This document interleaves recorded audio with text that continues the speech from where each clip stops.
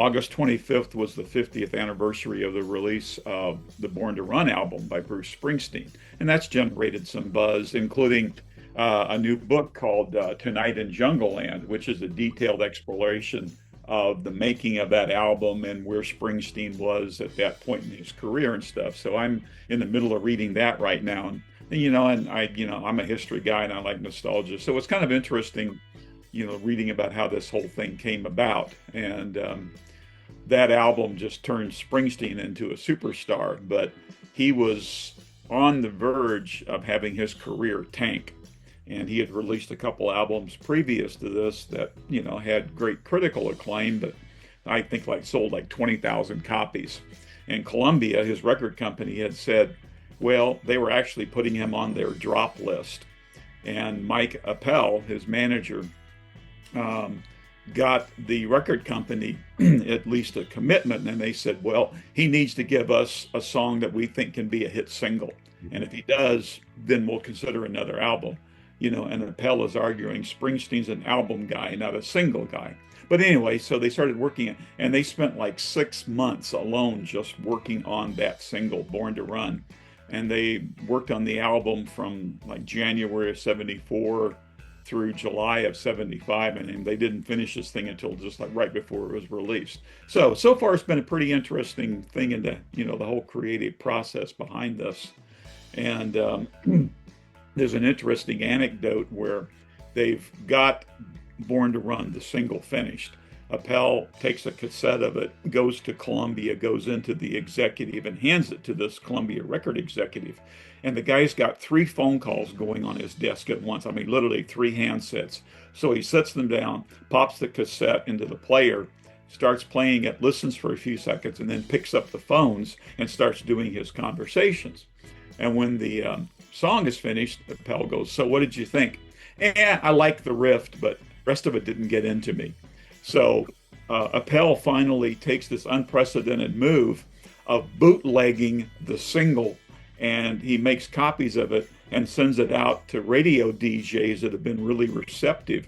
So they actually start playing the thing on the radio well before anything had been done with the record company. And it kind of pissed off Columbia, but it generated a lot of enthusiasm out there. So kind of led them to get the money to do the album. That book, because I have that book too from the library, and I sort of regretted it because I was kind of in like I'm saying, I don't really need to revisit. I know the story of Born to Run, but I got the book primarily because the author had written a book about REM, which was really well done. And I read the first 3 or 4 pages of this one, and I could not put it down. It is fantastically written. It's very evocative of its time. He's got a lot of the stories, and they're woven in a way that's not just and then it's more of a kind of a real flow of an environmental piece. So you can imagine all of this stuff going through Springsteen's head and Appel's head, and they were dealing with this thing where John Hammond, the legendary talent and producer scout, had gone out and identified Springsteen as a guy, that had immense talent, and that Columbia needed to both sign him and then promote him.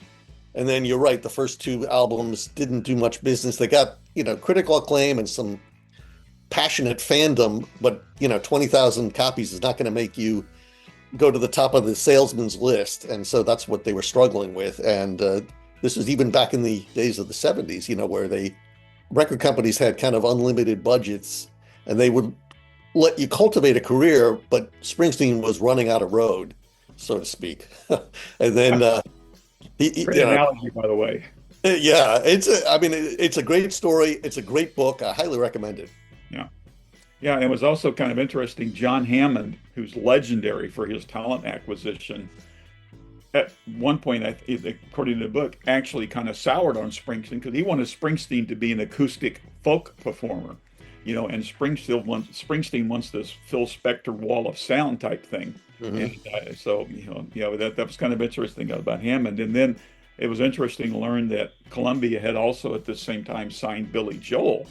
And they started putting all of their resources behind Joel because it's like, well, he's commercial, Bruce, you're not, So, And I learned some things about the album. Like I never really thought about this, and it's I guess now that I think about it, it's actually kind of a concept album in a way, and because it actually covers like a summer day and night from different aspects. Yeah, he and Mike Appel had a falling out after that, and their legal battles kept him from recording for a couple years. So he didn't do Darkness on the Edge of Town until I think what, 78. They're touring, and at the time in the early to mid 70s, they're doing smaller venues and clubs and stuff. And so if they would go into a community, and if there was like a good underground station that might have played some of his songs, they would go to sell out clubs and small arenas. And then if they went to a part of the country where there was no radio airplay, they're playing to crowds of in the tens. So it was also an interesting reminiscence about the power that radio had back in those days. That obviously we don't see now, but and the independence of those freeform FM stations to make or break an artist. And the album initially started out to be much, much darker. And Springsteen was affected by the chaos in America of the Vietnam War, the inflation. This was Watergate, and all those. And originally the album was much, much darker. And as time went on, he kind of toned down some of that stuff. And it still covers a lot of despair of that era, but nowhere near as dark as it started out to be.